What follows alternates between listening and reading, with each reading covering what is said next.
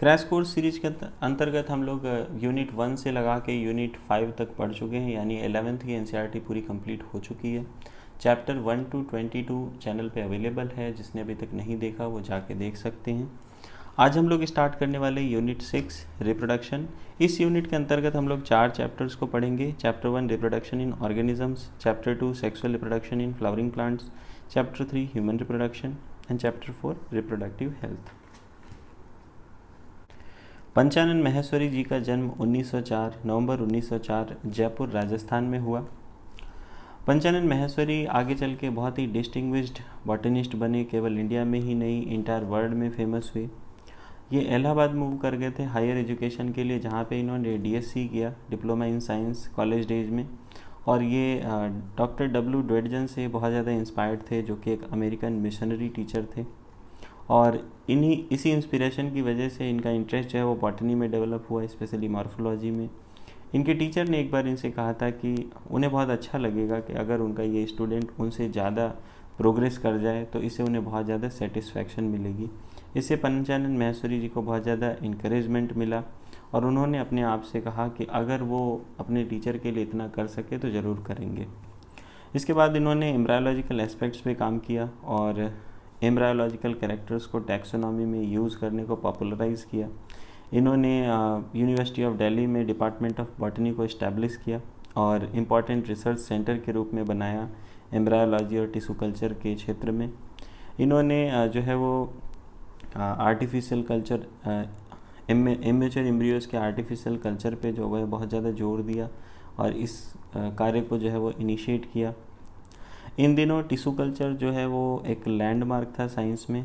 इन्होंने test tube fertilisation पे काम किया, इंट्रावेरियन पॉलिनेशन पे काम किया, जिससे इनको वर्ल्ड वाइड फेम मिला। इसके बाद इनको जो है वो रॉयल सोसाइटी ऑफ लंदन के द्वारा फेलोशिप से सम्मानित किया गया।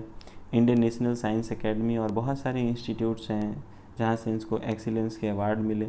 इन्होंने जनरल एजुकेशन को भी बहुत ज़्यादा इनकरेज किया और स्कूल एजुकेशन पे भी स्कूल एजुकेशन में भी एक सिग्निफिकेंट कंट्रीब्यूशन दिया।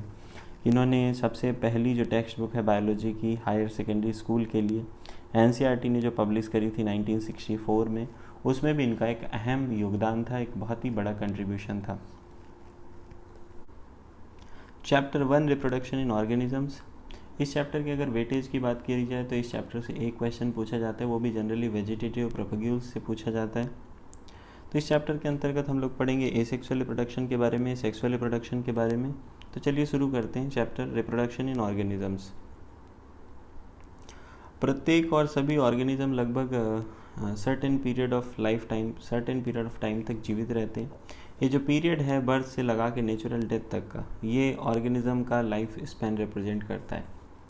कुछ ऑर्गेनिजम्स के लाइफ स्पैन जो है वो फिगर 1.1 में दिए हैं।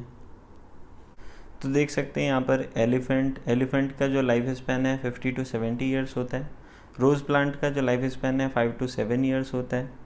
आगे डॉग के बारे में बताया गया, डॉग का जो लाइफ स्पैन है वो अप्रॉक्सीमेट 20 से 22 साल होता है, 20 to 22 years. Butterfly 1 to 2 weeks, crow का 15 ईयर्स। बनियान ट्री के बारे में बात करी जाए, बनाना ट्री का जो लाइफ स्पैन है ये 20 to 25 ईयर्स तक का होता है। काऊ की बात करी जाए तो काऊ का जो लाइफ स्पैन है ये अगेन अप्रॉक्सीमेट 20 to 22 ईयर्स होता है। Parrot 140 years, crocodile 60 years. Horse की बात करें तो 40 to 50 years. Fruit fly approximate 2 weeks इसका लाइफ स्पैन होता है। राइस प्लांट 3 to 4 मंथ्स होता है। टॉर्टोइज का लाइफ स्पैन यहाँ पे गिवन है 100 to 150 ईयर्स। बनियान ट्री का अप्रॉक्सीमेट 200 ईयर्स होता है। तो कुछ ऑर्गेनिजम्स जो आगे ड्रॉ किए गए हैं, कुछ के लाइफ स्पैन गिवन है, कुछ के लाइफ स्पैन हमें लिखने हैं।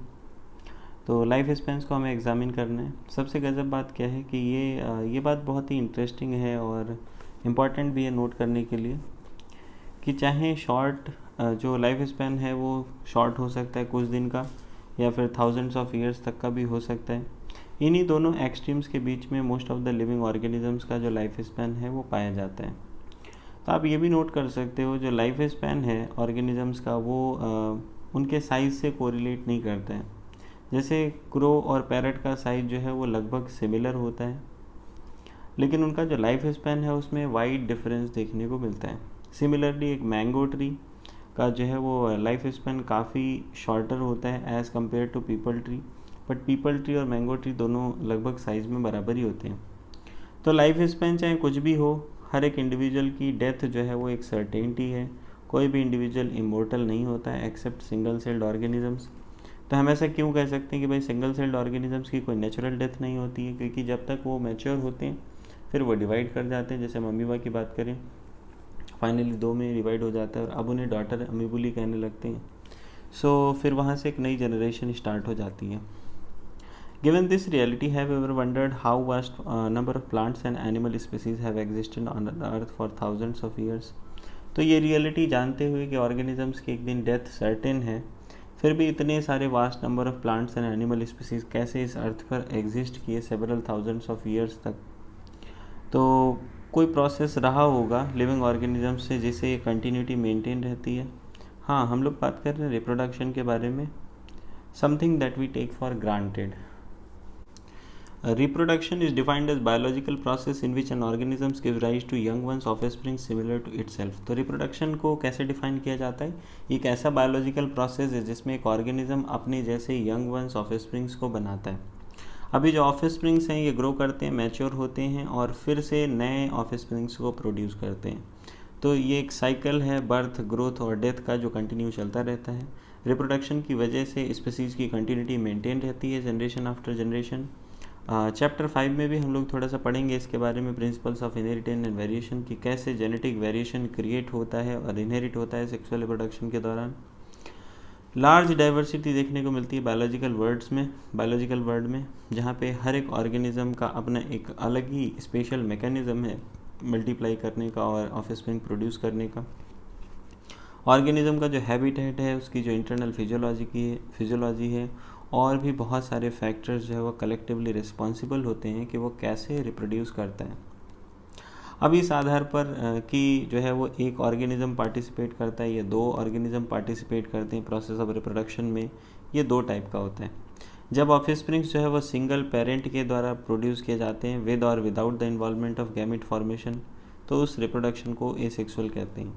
जब 2 पेरेंट्स इन्वॉल्व होते हैं अपोजिट सेक्स के, रिप्रोडक्टिव प्रोसेस में पार्टिसिपेट करते हैं और यहाँ पर fusion of male and female gamete होता है, तब इसे सेक्सुअल रिप्रोडक्शन कहा जाता है। तो फर्स्ट ऑफ ऑल हम लोग बात करेंगे एसेक्सुअल रिप्रोडक्शन के बारे में। इस मेथड में एक सिंगल इंडिविजुअल, सिंगल पेरेंट जो है वो ऑफस्प्रिंग प्रोड्यूस करने के कैपेबल होता है। एज ए रिज़ल्ट क्या होता है, जो ऑफस्प्रिंग होते हैं वो एक दूसरे के आइडेंटिकल तो होते ही हैं, बल्कि एग्जैक्ट कॉपी भी होते हैं अपने पेरेंट की। तो ये ऑफस्प्रिंग्स जो है वो जेनेटिकली आइडेंटिकल होंगे या डिफरेंट होंगे? तो बेसिकली ये जेनेटिकली आइडेंटिकल होते हैं। टर्म क्लोन इस्तेमाल किया जाता है इनके लिए, ऐसे इंडिविजुअल्स के लिए जो मॉर्फोलॉजिकली और जेनेटिकली सिमिलर होते हैं। सो एग्जांपल देख सकते हैं यहाँ पर, सेल डिवीजन जो है वो यूनिसेलुलर ऑर्गेनिजम्स में शो किया गया, बडिंग ईस्ट में, बाइनरी फिजन अमीबा में। आप देख सकते हैं यहाँ पे अमीबा में बाइनरी फिजन हो रहा है और ईस्ट के केस में बडिंग हो रही है। So let us see how wide spread asexual reproduction is. Asexual reproduction कितना वाइड स्प्रेड है इसके बारे में देखते हैं। डिफरेंट ग्रुप ऑफ ऑर्गेनिजम्स में तो कितना वाइड स्प्रेड है। एसेक्सुअल रिप्रोडक्शन जो है वो कॉमन होता है सिंगल सेल्ड ऑर्गेनिजम्स में, प्लांट्स में, एनिमल्स में जिनका सिंपल ऑर्गेनाइजेशन होता है। प्रोटिस्टा और मोनेरा में जो ऑर्गेनिज्म है या पेरेंट सेल माइटोसिस के द्वारा 2 से ज़्यादा में डिवाइड कर जाता है और नए इंडिविजुअल्स बनाता है। और ऐसे ऑर्गेनिज्म में एक्चुअली सेल डिवीजन ही एक मोड ऑफ रिप्रोडक्शन होता है, जैसे कि आपने अमीबा के केस में देखा और बडिंग के केस में देखा, ईस्ट में बडिंग हो रहा था। नेक्स्ट यहाँ पे दिखाया गया है asexual reproductive structures. Zoospores Chlamydomonas के केस में और कोनिडिया पेनिसिलियम के केस में, हाइड्रा में बर्ड्स के म्यूल्स, स्पंज के केस में। सो पहला जो फिगर है that is asexual reproductive structure zoospores in Chlamydomonas. Conidia दिखाए गए हैं पेनिसिलियम के केस में। फिर हाइड्रा के केस में ये बर्ड फॉर्मेशन शो किया गया है। जेम्यूल्स स्पंज के केस में, जो कि इंटरनल बर्ड्स होते हैं। बहुत सारे सिंगल सेल्ड ऑर्गेनिज्म जो होते हैं वहाँ पर रिप्रोडक्शन बाइनरी फिजन के द्वारा देखने को मिलता है, जहाँ पर एक सेल दो में डिवाइड कर जाता है और हर एक जो है वो रैपिडली ग्रो करके एडल्ट बनाता है, जैसे कि अमीबा और पैरामीशियम। ईस्ट के केस में जो डिवीजन है वो अनइक्वल होता है, स्मॉल बर्ड्स प्रोड्यूस होते हैं और ये अटैच्ड रहते हैं शुरू में पेरेंट सेल से, और फिर धीरे से ये सेपरेट हो जाते हैं और मैच्योर होकर न्यू ईस्ट ऑर्गेनिजम्स बना लेते हैं। अनफेवरेबल कंडीशंस में जो अमीबा है वो अपने सूडोपोडियाज को अंदर कर लेता है और 3 लेयर्ड हार्ड कवरिंग या सिस्ट बना लेता है। इस फिनोमेना को टर्म दिया जाता है इंसिस्टेशन। जब फेवरेबल कंडीशंस वापस आ जाती हैं तो ये इंसिस्ट अमीबा जो है मल्टीपल फिजन से डिवाइड कर जाता है और बहुत सारे माइन्यूट अमीबास या फिर स्यूडोपोडियो स्पोर्स प्रोड्यूस करता है। सिस्ट वॉल बस्ट आउट कर जाता है और ये स्पोर जो है वो सराउंडिंग मीडियम में लिबरेट हो जाते हैं और ग्रो करके बहुत सारे अमीबी बनाते हैं। इस फिनोमेना को स्पोरुलेशन भी कहा जाता है।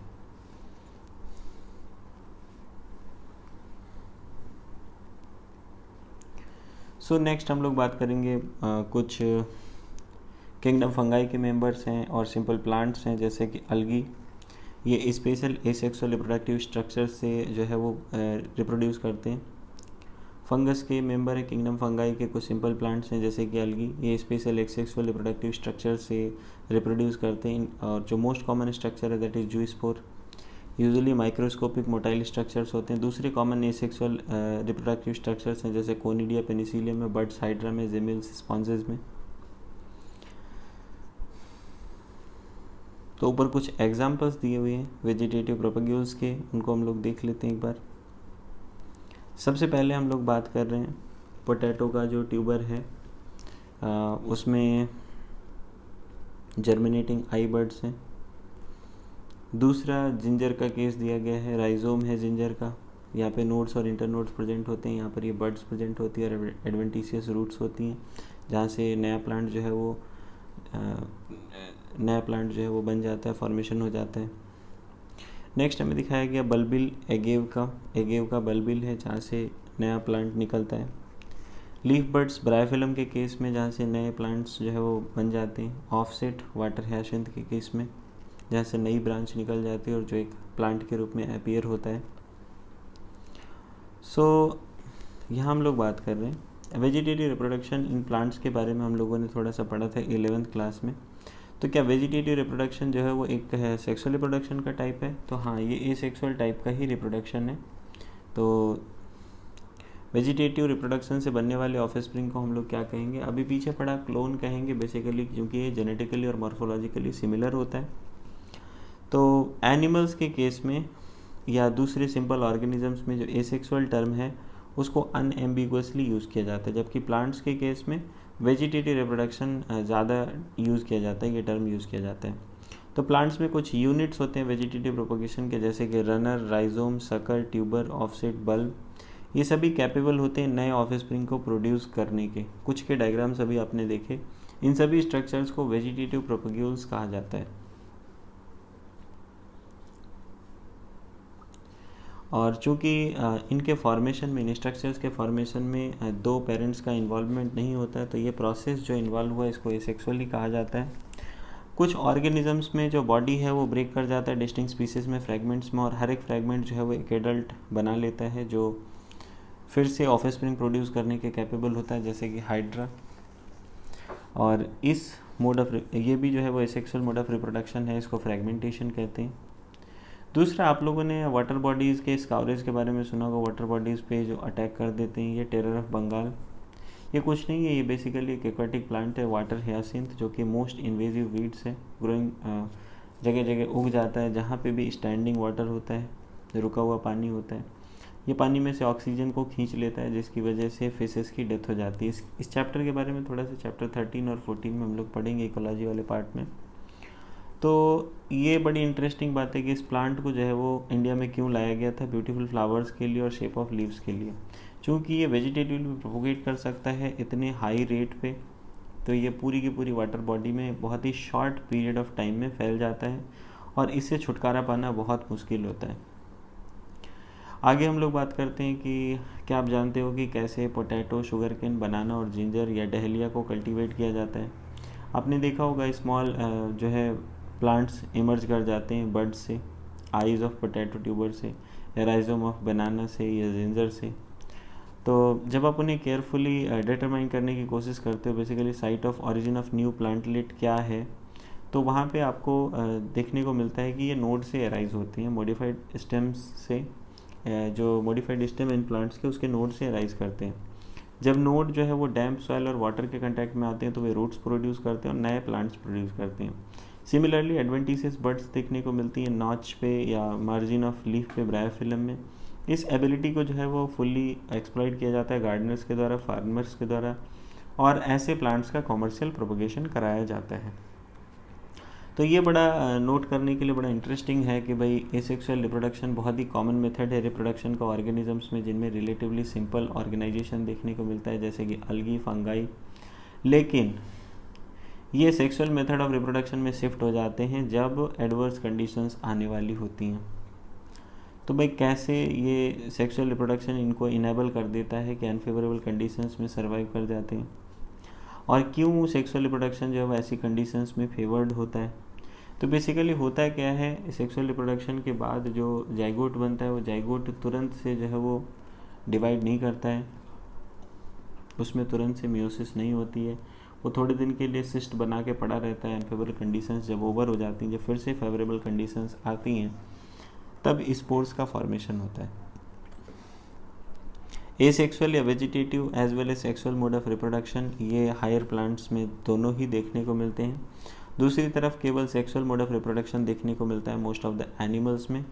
तो अब हम बात करेंगे सेक्सुअल रिप्रोडक्शन के बारे में। सेक्सुअल रिप्रोडक्शन में क्या होता है, formation of male and female gamete होता है, या तो सेम इंडिविजुअल से हो सकता है या फिर डिफरेंट इंडिविजुअल्स के द्वारा होगा जो अपोजिट सेक्स के हैं, और गैमीट फ्यूज़ करके जाइगोट बनाते हैं जो कि डेवलप करके न्यू ऑर्गेनिज्म बनाता है। ये एक एलेबोरेट, कॉम्प्लेक्स और स्लो प्रोसेस है अगर हम इसको एसेक्सुअल रिप्रोडक्शन से कंपेयर करेंगे, क्योंकि यहाँ पर फ्यूज़न होता है मेल और फीमेल गैमेट्स का। सेक्सुअल रिप्रोडक्शन से जो है वो ऐसे ऑफस्प्रिंग्स प्रोड्यूस होते हैं जो ना तो पेरेंट्स के आइडेंटिकल होते हैं, ना ही एक दूसरे के आइडेंटिकल होते हैं। तो एक स्टडी किया गया डाइवर्स ऑर्गेनिजम्स का, प्लांट्स का, एनिमल्स का, फंगाई का, तो ये पाया गया कि ये एक्सटर्नल मॉर्फोलॉजी में बहुत डिफरेंट होते हैं, इंटरनल स्ट्रक्चर में भी डिफरेंट होते हैं, फिजियोलॉजी में भी डिफरेंट होते हैं। लेकिन जब बात आती है सेक्सुअल रिप्रोडक्शन की तो सरप्राइजिंगली इनमें सिमिलर पैटर्न देखने को मिलता है। तो बात करते हैं कि कौन कौन से फीचर्स इन सभी डाइवर्स ऑर्गेनिज्म में कॉमन हैं। सबसे पहले सभी ऑर्गेनिजम्स को एक सर्टेन एज ऑफ ग्रोथ और मैच्योरिटी तक ग्रो करना होता है अपनी लाइफ में, इससे पहले कि वो सेक्सुअली रिप्रोड्यूस कर सकें। और ये जो पीरियड ऑफ ग्रोथ है इसको जुवेनाइल फेज़ कहा जाता है, वेजिटेटिव फेज़ बोला जाता है प्लांट्स के केस में। और ये अलग अलग ऑर्गेनिजम्स में ये फेज़ जो है वो अलग अलग वेरिएबल ड्यूरेशंस की होती है। जुवेनाइल फेज़ का जब एंड होता है यानी कि वेजिटेटिव फेज़ का, तो वहाँ से रिप्रोडक्टिव फेज़ का जो स्टार्टिंग हो जाता है। हायर प्लांट्स में ये बड़ी आसानी से देखने को मिलता है क्योंकि प्लांट्स में जो है फ्लावरिंग हो जाती है। छोटा सा क्वेश्चन किया जाता है कि भाई मैरीगोल्ड, राइस, वीट, कोकोनट या मैंगो प्लांट को कितना टाइम लगता है फ्लावरिंग में। तो सबका अलग अलग टाइम है। कुछ प्लांट्स में जहाँ फ्लावरिंग जो है वो एक से ज़्यादा बार होती है, तो इंटर फ्लावरिंग पीरियड को आप क्या बोलोगे, जुवेनाइल बोलोगे या मैच्योर बोलोगे। बेसिकली मैच्योर ही बोलेंगे, जुवेनाइल तो नहीं बोलेंगे। तो अपने एरिया के कुछ ट्रीज़ को हमें ऑब्जर्व करना है और उसके बारे में बताना है क्या वो same month of the year में फ्लावरिंग करते हैं। क्या सभी फ्रूट्स की जो अवेलेबिलिटी है वो हमेशा होती है? नहीं। एप्पल, मैंगो, जैक फ्रूट ये सीजनल होते हैं, बेसिकली सीजनल ही होते हैं। क्या सभी प्लांट्स जो है वो through out the year flowering करते हैं? नहीं। कुछ में जो है वो सीजनल फ्लावरिंग भी देखने को मिलती है। तो प्लांट्स चाहे एनुअल हो चाहे बाइनियल टाइप हो, इनमें क्लियर कट वेजिटेटिव, रिप्रोडक्टिव और सेनेसेंस फेजेस देखने को मिलती हैं। एनुअल मतलब जो साल में एक बार, बाइनियल मतलब साल में 2 बार, पेरेनियल जो मतलब सालों साल, जो सालों साल जो है वो रहते हैं, उनमें इन फेजेस को डिफाइन करना थोड़ा सा मुश्किल हो जाता है। कुछ ऐसे भी प्लांट्स पाए गए जिनमें अनयूजुअल फ्लावरिंग फिनोमेना देखने को मिलता है। जैसे बैम्बू स्पीसीज़ के बारे में बात करें तो ये केवल एक बार अपने लाइफ टाइम में केवल एक ही बार फ्लावरिंग होती है इसमें, 50 to 100 ईयर्स में एक बार, और large number of fruits produce होते हैं। उसके बाद इस प्लांट की डेथ हो जाती है। एक दूसरा प्लांट्स है स्ट्रोबिलैंथस कुंथियाना, नील कुरंजी। ये इसमें फ्लावरिंग 12 ईयर्स में एक बार होती है, और ये फ्लावर जो है वो अक्टूबर 2006 में एक बार इसमें फ्लावरिंग हुई थी। तो 12 ईयर्स के बाद यानी कि 2018 में दोबारा फ्लावरिंग हुई होगी। तो मास फ्लावरिंग की वजह से इसने लार्ज ट्रैक्स जो हिली एरियाज़ के थे केरला, कर्नाटक और तमिलनाडु में, वो ब्लू स्ट्रेचेज में कन्वर्ट होकर बहुत सारे नंबर ऑफ टूरिस्ट जो है वो इससे अट्रैक्टेड होते हैं। एनिमल्स में जो जुवेनाइल फेज़ है, इसके बाद मॉर्फोलॉजिकल और फिजियोलॉजिकल चेंजेस देखने को मिलते हैं एक्टिव रिप्रोडक्टिव बिहेवियर से पहले। ये जो रिप्रोडक्टिव फेज़ है ये भी वेरिएबल ड्यूरेशन की होती है डिफरेंट ऑर्गेनिजम्स में। सो ह्यूमंस में चेंजेस के बारे में बात करी गई है, कौन कौन से जो रिप्रोडक्टिव मैच्योरिटी के इंडिकेटिव होते हैं। तो बेसिकली ये प्यूबर्टी होता है, आप लोगों ने पढ़ा होगा जूनियर क्लासेस में। एनिमल्स के केस में फॉर एग्जांपल बर्ड्स में क्या वो हमेशा एग ले करती है? नहीं, ये सीजनल फिनोमेना होता है। एनिमल्स के बारे में बात करें, फ्रॉग्स और लिजर्ड्स के बारे में, तो बेसिकली बर्ड जो नेचर में रहती हैं वो सीजनली एग ले करती हैं। हालांकि कैप्टिविटी में पाउल्ट्री फार्म में रहने वाली जो बर्ड्स हैं उनको साल भर एग ले करने के लिए मजबूर किया जा सकता है। इस तरीके से जो लेइंग एग्स है वो रिप्रोडक्शन से रिलेटेड नहीं है, जबकि वो कॉमर्शियल एक्सप्लॉयटेशन है ह्यूमन वेलफेयर के लिए। मनुष्य अपने फ़ायदे के लिए उनका कॉमर्शियल एक्सप्लॉयटेशन करता है। जो प्लेसेंटल मेमल्स की फीमेल्स हैं वहाँ जो है साइक्लिकल चेंजेस देखने को मिलते हैं। एक्टिविटी ऑफ ओवरीज में और एसेसरी डक्ट्स में एज वेल एज हार्मोन्स है वो रिप्रोडक्टिव फेज में चेंज होते रहते हैं। नॉन प्राइमेट मेमल्स में जैसे कि cow, sheep, rat, deer, dog, tiger, ये जो साइक्लिकल चेंजेज हैं रिप्रोडक्शन के दौरान इनको स्ट्रेस साइकिल बोला जाता है, जबकि प्राइमेट्स में मंकी, एप एंड ह्यूमंस में इसको मेंस्ट्रुअल साइकिल बोलते हैं। बहुत सारे जो मेमल्स हैं स्पेशली जो नेचुरल या वाइल्ड कंडीशंस में रहते हैं वहाँ पर साइक्लिकल चेंजेस केवल फेवरेबल सीजन्स में देखने को मिलते हैं उनकी रिप्रोडक्टिव फेज़ में, और इसीलिए इनको सीजनल ब्रीडर्स बोला जाता है।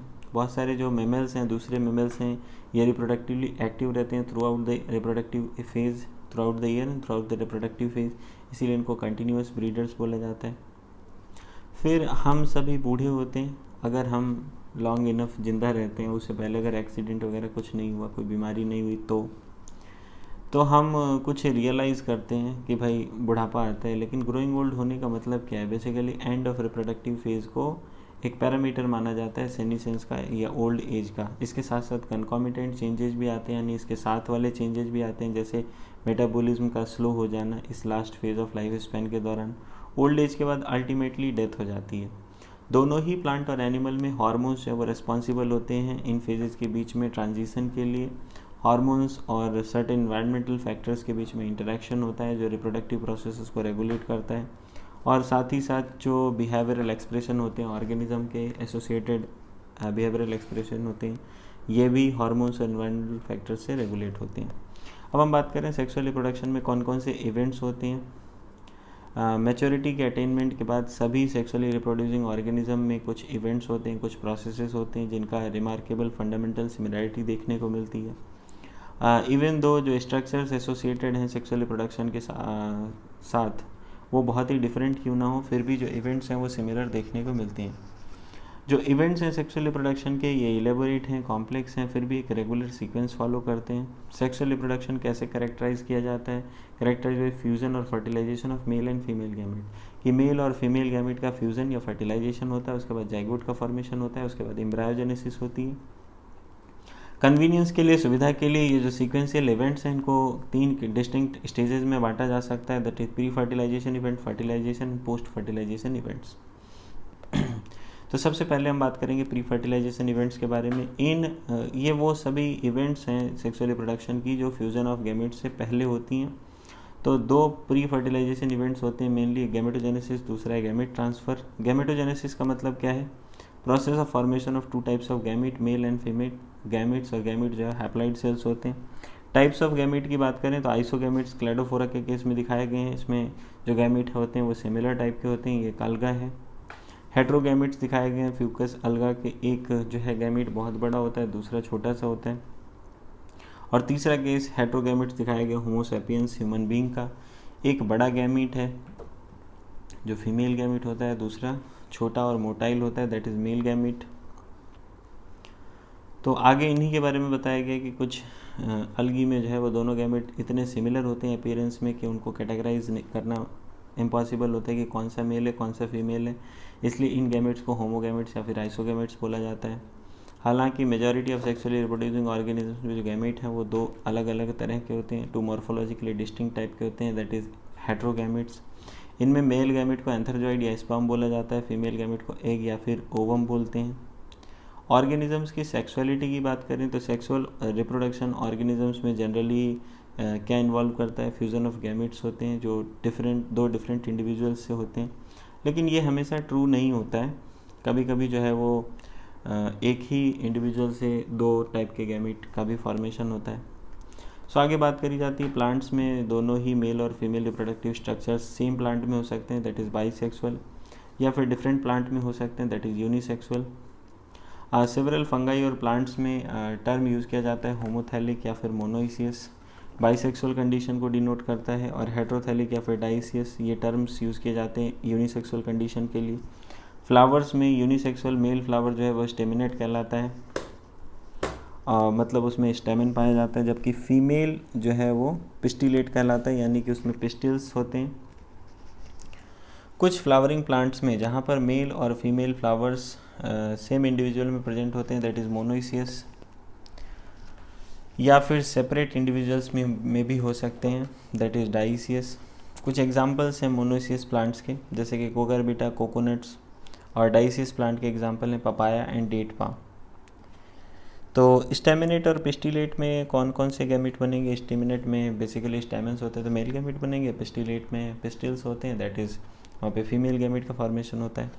अब एनिमल्स के बारे में बात करी जाती है कि व्हाट अबाउट एनिमल्स, तो क्या सभी इंडिविजुअल्स जितनी स्पीसीज़ के हैं क्या वो मेल और फीमेल होते हैं, यानी कि यूनिसेक्सुअल होते हैं?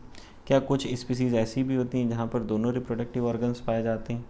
तो basically earthworms, sponge, tapeworm and Leach ये कुछ टिपिकल एग्जांपल्स हैं बाइसेक्सुअल एनिमल्स के। इनमें दोनों ही मेल और फीमेल रिप्रोडक्टिव ऑर्गन्स एक ऑर्गेनिज्म में ही पाए जाते हैं और इनको हर्माफ्रोडाइट टर्म दिया जाता है। कॉकरोच एक एग्जांपल है यूनिसेक्सुअल स्पीसीज़ का। Basically most of the animals जो है वो यूनिसेक्सुअल ही होते हैं। सो गैमेट फॉर्मेशन के दौरान सेल डिवीजन कैसे कैसे होता है उसके बारे में बात करी गई। गैमेट जो है वो जितने भी हेट्रोगैमेटिक स्पीसीज़ हैं यहाँ पर दो टाइप्स के होते हैं, मेल और फीमेल। गैमेट हैप्लॉइड सेल्स होती हैं। बेसिकली जो पेरेंट प्लांट बॉडी है जहाँ से ये अराइज कर रहे हैं वो चाहे हैप्लॉइड हो चाहे डिप्लॉइड हो। हैप्लॉइड पेरेंट गैमेट बनाता है माइटोटिक डिवीजन से। तो आगे बात करी जाती है कि इनमें कभी मियोसिस होती ही नहीं है। हाँ होती है ना मियोसिस, जाइगोटिक मियोसिस देखने को मिलती है। अलगी की लाइफ साइकिल को 11th में पढ़ा था ना, उसको ध्यान से देखो तो आपको पता चलेगा जाइगोट बनने के बाद इनमें मियोसिस देखने को मिलती है, जाइगोटिक मियोसिस, और फिर से हाइप्लॉइड जो सेल है वो रिस्टोर हो जाता है, हैप्लॉइड फेज रिस्टोर हो जाती है। फिर सेवरल ऑर्गेनिजम्स जो मोनेरा, फंगाई और अलगी और ब्रायोफाइटा को बिलोंग करते हैं उनकी प्लांट बॉडी हैप्लॉइड होती है, लेकिन ये जो ऑर्गेनिज्म हैं जैसे कि टेरिडोफाइट्स, जिम्नोस्पर्म, एंजियोस्पर्म और most of the animals including human, इनमें जो पेरेंटल बॉडी है डिप्लॉइड है।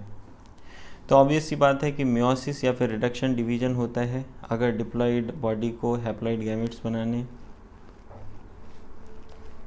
सो यहाँ पे कुछ कुछ ऑर्गेनिजम्स के रिप्रोडक्टिव स्ट्रक्चर्स को शो किया गया है। Diversity in sexually reproducing organisms. सबसे पहले हम बात कर रहे हैं अर्थवॉर्म के बारे में। तो अर्थवॉर्म जो है ये बाइसेक्सुअल कंडीशन इसमें देखने को मिलती है, इसको शो किया गया है। यहाँ पर टेस्टिस और ओवरी दोनों ही प्रेजेंट होते हैं। दूसरा केस आपको दिखाया गया है मेल और फीमेल कॉकरोच का। कॉकरोच में ये दोनों सिस्टम्स अलग अलग होते हैं। तो मेल में टेस्टिस दिखाया गया और फीमेल में ओवरी। फिर सी वाला जो डायग्राम है ये है मोनोसियस प्लांट कारा का। इसमें oogonium female sex organ, antheridium male sex organ एक ही जो है वो प्लांट पे देखने को मिलता है। नेक्स्ट जो शो किया गया डाइसियस प्लांट है मार्केंसिया का। इसमें मेल थैनस फीमेल थैनस अलग अलग है। आर्किगोनियोफोर ये फीमेल जो है वो प्लांट है, और एंथ्रीडियोफोर जहाँ पे ये मेल प्लांट है। फिर बाइसेक्सुअल कंडीशन शो करी गई है स्वीट पोटैटो के फ्लावर में। यहाँ पर स्टेमन और कार्पेल दोनों ही प्रेजेंट है। आगे हम लोग बात करते हैं कि मियोसिस में क्रोमोसोम, मियोसाइट्स में क्रोमोसोम नंबर कितने, गैमेट्स में कितने। तो बेसिकली ये कुछ बहुत कठिन नहीं है, सिंपल सी चीज़ है। यहाँ जितने यहाँ पे उसके आधे होंगे, यहाँ 12 हैं तो यहाँ 6 होंगे, और यहाँ 21 है तो यहाँ 42 होंगे, यहाँ 78 हैं तो यहाँ हाफ हो जाएंगे, कर लेना अपने आप। या 19 है तो यहाँ इसके डबल हो जाएंगे, 8 हैं तो यहाँ पे 4 बचेंगे, ठीक है। 630 है तो यहाँ डबल हो जाएंगे, 34 हैं तो यहाँ हाफ हो जाएंगे 17, यहाँ 12 हैं तो यहाँ 24 होंगे, यहाँ 20 हैं तो यहाँ 10 होंगे, 24 हैं तो 48 होंगे, 380 हैं तो इसका हाफ कर लेना ना यार, और इधर यहाँ 8 हैं तो यहाँ 16 होंगे बेसिकली, ठीक है। तो डिप्लॉयड ऑर्गेनिज्म में स्पेशलाइज सेल्स होती हैं जिनको बोला जाता है myocytes, that is gamete mother cells. यहाँ पर मियोसिस होती है। At the end of meiosis एक सेट ऑफ क्रोमोसोम जो है वो एक गैमेट को मिलता है। सो टेबल हम लोगों ने देख लिया, डिप्लॉयड हैप्लॉयड क्रोमोसोम नंबर भी देख लिया, ठीक है। तो इनमें रिलेशनशिप होता है, हाँ बिल्कुल रिलेशनशिप होता है। मियोसाइट्स में 2n होता है, गैमेट्स में n होता है। आगे गैमेट ट्रांसफ़र की बात समझो। गैमीट के फॉर्मेशन के बाद जो मेल और फीमेल गैमीट हैं ये फिजिकली जो है वो मिलने चाहिए, फिजिकली इनको ब्रॉड टुगेदर किया जाए ताकि जो फ्यूजन है उसको फैसिलिटेट किया जा सके, यानी फर्टिलाइजेशन को फैसिलिटेट किया जा सके। तो भैया गैमीट कैसे मीट करते हैं? मेजॉरिटी ऑफ ऑर्गेनिजम्स में मेल गैमीट मोटाइल होता है, फीमेल गैमीट स्टेशनरी होता है। कुछ एक्सेप्शंस हैं फंगाई और अलगी के जहाँ पर दोनों टाइप के गैमीट मोटाइल होते हैं। तो एक मीडियम की आवश्यकता होती है जिससे मेल गैमीट मूव करेगा। सेवरल सिंपल प्लांट्स में जैसे अलगी, ब्रायोफाइटा, टेरिडोफाइटा वाटर मीडियम होता है जिससे गैमेट ट्रांसफ़र होता है। Large number of male gamete produce होते हैं और ये फीमेल गैमेट तक नहीं पहुंच पाते। तो इस लॉस को कंपनसेट करने के लिए, गैमेट ट्रांसपोर्ट के दौरान जो लॉस हो रहा है उसको कंपनसेट करने के लिए मेल गैमेट जो है वो सेवरल थाउजेंड टाइम्स प्रोड्यूस होते हैं नंबर में as compare to female gametes. So आगे बात करी जाती है सीडेड प्लांट्स में पॉलन ग्रेन्स जो है वो कैरियर होते हैं मेल गैमेट्स के, और ओव्यूल में एग होता है। पॉलन ग्रेन एंथर्स में प्रोड्यूस होते हैं, इनको स्टिग्मा तक ट्रांसफ़र किया जाता है इससे पहले कि फर्टिलाइजेशन हो। बाइसेक्सुअल या सेल्फ फर्टिलाइजिंग प्लांट्स में जैसे कि पी में पॉलन ग्रेन का जो ट्रांसफ़र है स्टिग्मा से वो एंथर से स्टिग्मा तक वो बहुत ही आसान होता है क्योंकि स्टिग्मा और एंथर जो है वो एक पास में पाए जाते हैं। पॉलन ग्रेन जैसे ही शेड होते हैं ये तुरंत स्टिग्मा के कांटेक्ट में आ जाते हैं, लेकिन क्रॉस पॉलिनेटिंग प्लांट्स में जैसे कि डाइसिस प्लांट्स में एक स्पेशलाइज्ड इवेंट होता है जिसको बोलते हैं पॉलिनेशन। ये फैसिलिटेट करता है transfer of pollen to stigma. Pollen grain जो है वो स्टिग्मा पे फाइनली जर्मिनेट करता है। पॉलन ट्यूब मेल गैमेट्स को कैरी करते हैं, ओवल तक पहुंचाते हैं और मेल गैमेट को एग के पास रिलीज़ करते हैं। डाइसिस एनिमल्स में चूँकि मेल और फीमेल गैमेट जो है वो डिफरेंट इंडिविजुअल्स में फॉर्म होते हैं, तो ऑर्गेनिज्म में एक स्पेशल मैकेनिज्म देखने को मिलता है गैमेट ट्रांसफ़र के लिए। सक्सेसफुल ट्रांसफ़र और गैमेट्स का पास आना बहुत ज़रूरी है। मोस्ट क्रिटिकल इवेंट जो सेक्सुअल रिप्रोडक्शन का है दैट इज़ फर्टिलाइजेशन होने के लिए गैमेट्स का पास होना बहुत ज़रूरी है। नेक्स्ट हम लोग बात करते हैं फर्टिलाइजेशन के बारे में। ये मोस्ट वाइटल इवेंट है सेक्सुअल रिप्रोडक्शन का, परहैप्स फ्यूज़न ऑफ गैमेट्स बोलते हैं इसको। इस प्रोसेस को सिंगेमी भी बोला जाता है और इससे डिप्लॉयड जाइगोट का फॉर्मेशन होता है। फर्टिलाइजेशन टर्म ऑफन यूज़ किया जाता है इस प्रोसेस के लिए। सिंगेमी और फर्टिलाइजेशन फ्रीक्वेंटली यूज टर्म है, इंटरचेंजेबली यूज करे जाते हैं। अब आगे सवाल उठता है कि क्या होगा अगर सिंगेमी ना हो। तो कुछ ऑर्गेनिजम्स ऐसे भी हैं जैसे रोटीफर्स, हनी बीज या फिर कुछ लिजार्ड्स, कुछ बर्ड्स, टर्की, इनमें फीमेल गैमेट जो है वो डायरेक्ट नया ऑर्गेनिज्म फॉर्म कर लेता है बिना फर्टिलाइजेशन के। इस प्रोसेस को बोलते हैं पार्थिनोजेनेसिस और बेसिकली ये सारे हैप्लॉइड ही होते हैं।